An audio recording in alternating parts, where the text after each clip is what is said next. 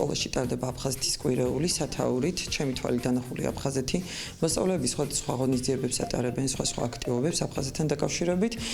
ჩვენი მიზანი აქ უსვლის იყო ის, რომ უფრო მეტი შეგვეტყვა აფხაზეთთან დაკავშირებით, რა პრობლემებია ეხა მოცემულ მომენტში აფხაზეთში და არსებობს თუ არა საერთოდ რაღაცა იმედი, ან რა გეგმები უნდა დავსახოთ იმისათვის, რომ მაქსიმალურად შევძლოთ ურთიერთობის დამყარება აფხაზებთან და დაბრუნება ჩვენი ტერიტორიის. სკოლაში გამართულ აფხაზეთის კვირველთან დაკავშირებით დღეს ვესტუმრეთ აფხაზეთის საინფორმაციო ცენტრს, სადაც მივიღეთ ინფორმაცია ზოგადად ამ ცენტრის მუშაობის შესახებ და შემდგომში გავეცანით უკვე აფხაზეთს და ანუ თვითონ მის კულტურულ ღირებულებებს.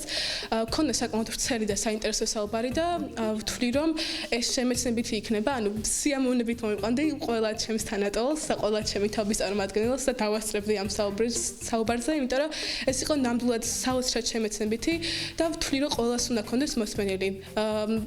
გავიგეთ და გავითავისეთ, რომ აფხაზეთი ჩვენი ტკივილია და გვაქვს იმედი, რომ აფხაზეთში ისევ დაბრუნდებით.